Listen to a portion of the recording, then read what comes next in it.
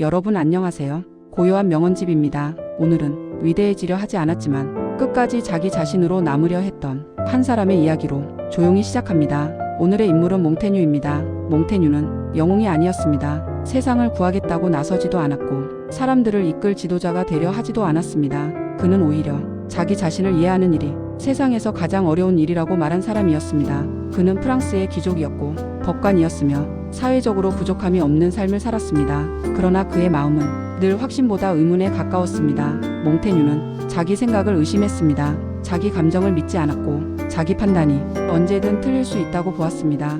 그는 이 불확실함을 약점으로 보지 않았습니다. 나는 나를 그린다. 이 말은 자기 자랑이 아니었습니다. 완성된 인물을 보여주겠다는 선언도 아니었습니다. 그것은 흔들리는 인간을 있는 그대로 기록하겠다는 약속이었습니다. 몽테뉴는 완벽한 사람이 되기를 포기한 대신 정직한 사람이 되기를 택했습니다. 그는 자신의 모순을 숨기지 않았고 감정의 변화도 글 속에 그대로 남겼습니다. 어제의 나와 오늘의 내가 다를 수 있다는 사실을 그는 부끄러워하지 않았습니다. 사람은 변하는 존재이며 그 변화 자체가 인간의 본질이라고 보았습니다.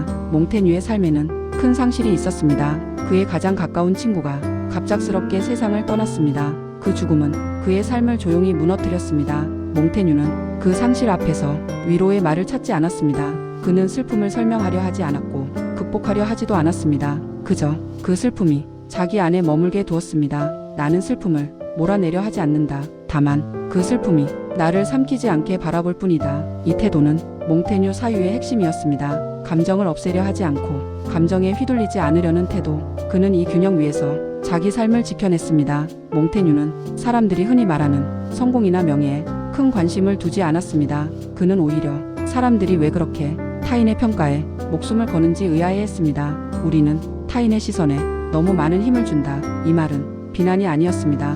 인간에 대한 관찰이었습니다. 몽테뉴는 사람이 타인의 눈으로 자신을 보기 시작할 때 자기 삶이 흐려진다고 보았습니다. 그래서 그는 사람들 속에서 한 걸음 물러났습니다. 세상을 떠난 것이 아니라 세상에 너무 깊이 잠기지 않기 위해 거리를 두었습니다. 그는 자신의 탑에 들어가 글을 쓰기 시작했습니다. 그곳은 은둔의 공간이 아니라 자기 자신과 마주하는 자리였습니다. 그는 거기서 세상을 판단하지 않았고 사람들을 가르치려 하지도 않았습니다. 그는 오직 자기 자신을 관찰했습니다. 기쁠 때의 자신, 불안할 때의 자신, 질투하는 자신, 두려워하는 자신, 그 모든 모습을 있는 그대로 기록했습니다. 몽테뉴는 자기 자신을 이해하려는 시도가 곧 인간을 이해하는 길이라고 믿었습니다. 특별한 사람이 아니라 평범한 한 인간을 깊이 들여다보는 것, 그것이 가장 보편적인 이야기로 이어진다고 보았습니다.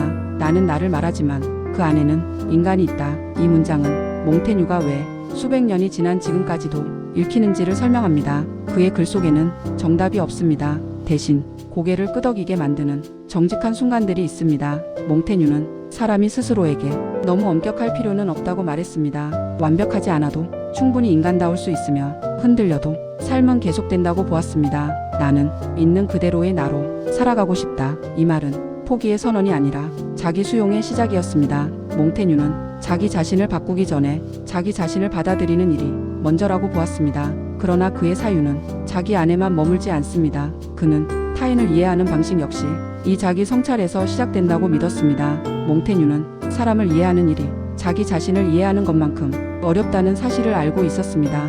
그래서 그는 타인을 쉽게 판단하는 태도를 가장 경계했습니다. 나는 내 마음조차 온전히 알지 못한다. 이 고백은 겸손을 가장한 말이 아니었습니다. 몽테뉴는 실제로 자기 생각이 상황과 기분에 따라 얼마든지 바뀐다는 사실을 정직하게 인정했습니다. 그는 이 불안정함을 부끄러워하지 않았습니다. 오히려 그 불안정함이 인간을 인간답게 만든다고 보았습니다. 확신으로 가득 찬 사람보다 의문을 품는 사람이 더 안전하다고 믿었습니다. 몽테뉴는 사람들이 타인을 평가할 때 너무 빠르게 결론에 도달한다고 말했습니다. 겉으로 드러난 말과 행동만 보고 그 사람의 전부를 안다고 믿는 태도, 그는 그것이 인간을 가장 자주 속이는 방식이라고 보았습니다. 그래서 그는 타인을 볼 때 한 발 물러서는 연습을 했습니다. 이 사람이 왜 이렇게 행동했을까? 이 판단은 내 성향에서 비롯된 것은 아닐까? 이 질문은 그를 냉담하게 만들지 않았습니다. 오히려 타인을 이해할 수 있는 여지를 남겨주었습니다. 몽테뉴는 자기와 다른 생각을 가진 사람을 위험한 존재로 보지 않았습니다. 그는 차이를 적대의 이유로 삼기보다 인간이 얼마나 다양한 존재인지를 보여주는 증거로 받아들였습니다. 습관은 우리를 지배하는 가장 강한 힘이다. 이 말은 타인을 비난하기보다 상황을 이해하라는 뜻이었습니다. 사람의 행동은 타고난 성격보다 환경과 경험의 영향을 훨씬 더 많이 받는다고 몽테뉴는 보았습니다. 그는 당시 유럽 사회를 예리하게 바라보았습니다. 전쟁과 종교 갈등, 폭력과 혐오가 일상이던 시대였습니다. 사람들은 자기 신념을 지키기 위해 타인의 생명을 쉽게 희생시켰습니다. 몽테뉴는 그 광경을 보며 인간이 얼마나 쉽게 잔인해질 수 있는지를 똑똑히 보았습니다. 그리고 그 잔인함의 뿌리가 확신이라는 사실을 놓치지 않았습니다. 나는 옳다, 저들은 틀렸다. 이 단순한 구분이 얼마나 많은 폭력을 정당화하는지를 그는 알고 있었습니다.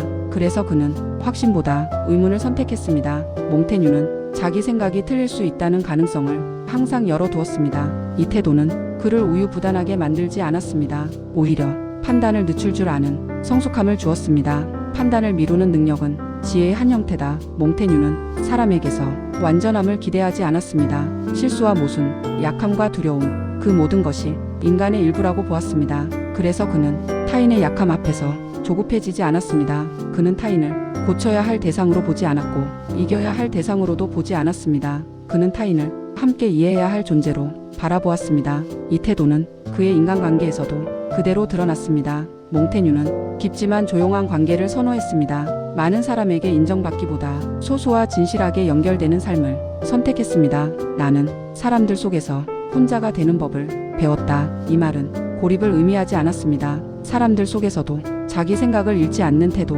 타인의 기대에 자기 삶을 맡기지 않는 자세를 뜻하는 말이었습니다. 몽테뉴는 사회적 역할과 자기 자신을 동일시하지 않으려 애썼습니다. 법관으로서의 자신과 한 인간으로서의 자신을 구분했습니다. 그 구분은 그를 가볍게 만들지 않았고 오히려 더 책임감 있게 만들었습니다.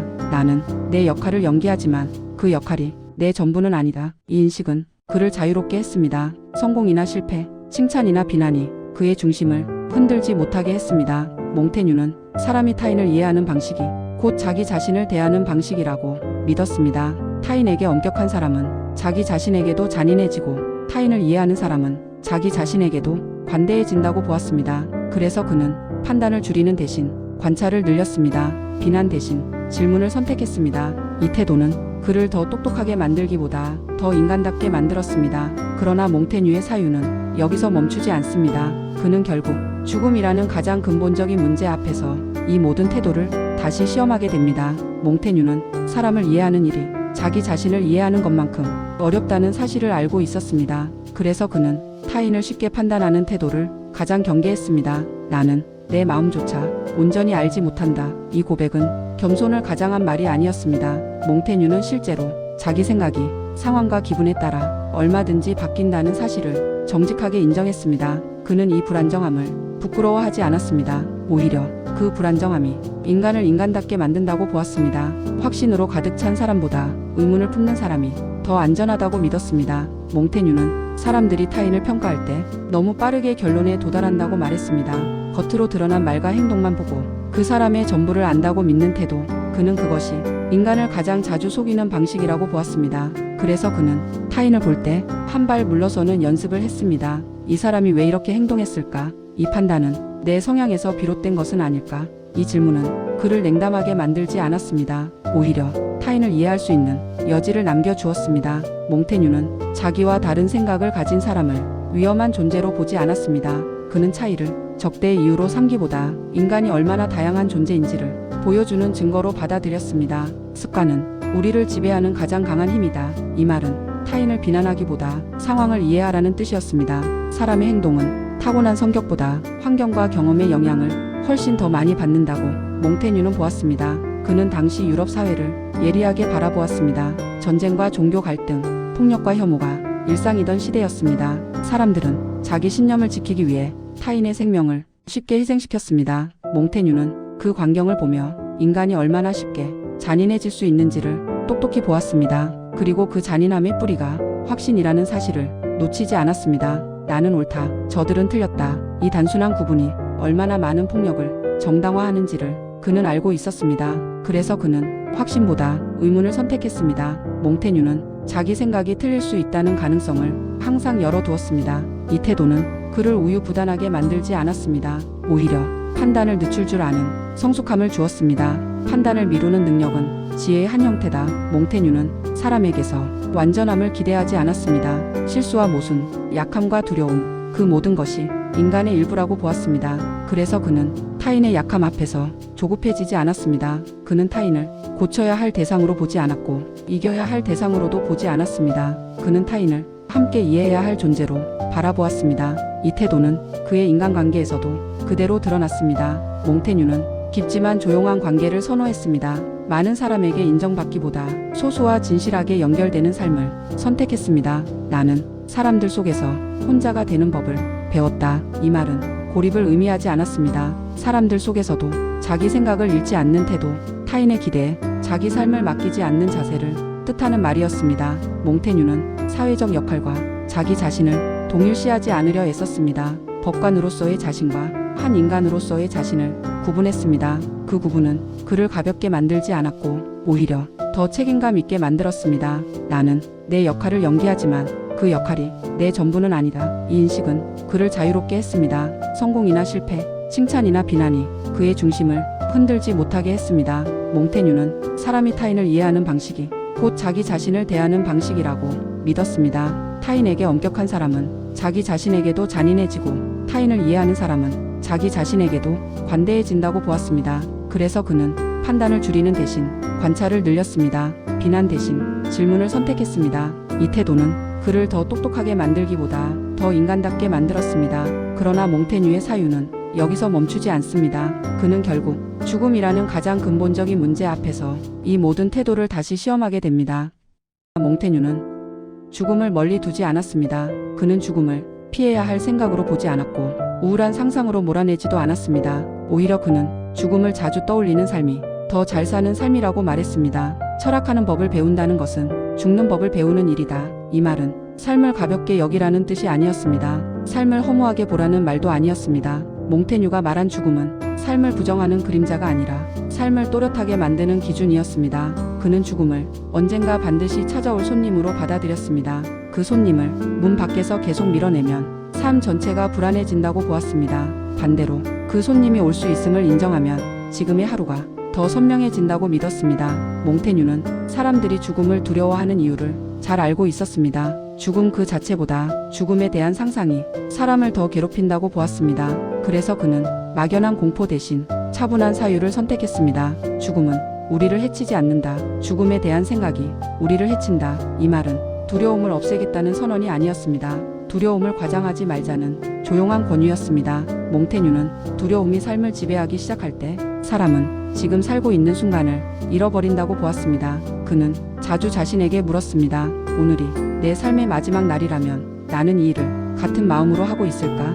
이 질문은 그를 조급하게 만들지 않았습니다. 오히려 사소한 분노와 불필요한 경쟁에서 그를 멀어지게 했습니다. 중요하지 않은 일에 마음을 소모하지 않게 만들었습니다. 몽테뉴는 죽음을 생각하는 일이 삶을 냉정하게 만드는 것이 아니라 삶을 부드럽게 만든다고 말했습니다. 끝이 있다는 사실을 아는 사람은 현재를 조금 더 너그럽게 대할 수 있다고 그는 믿었습니다. 그는 완벽한 삶을 추구하지 않았습니다. 위대한 업적이나 영원히 남을 이름을 원하지도 않았습니다. 그는 그저 자기 삶을 자기 속도로 살아내기를 바랐습니다. 몽테뉴는 행복을 특별한 상태로 보지 않았습니다. 행복은 완벽해진 뒤에 찾아오는 보상이 아니라 불완전한 상태에서도 잠시 머물 수 있는 감정이라고 보았습니다. 나는 내 삶을 사랑한다. 그 삶이 불완전하기 때문에. 이 말은 체념이 아니었습니다. 현실을 인정하는 태도였습니다.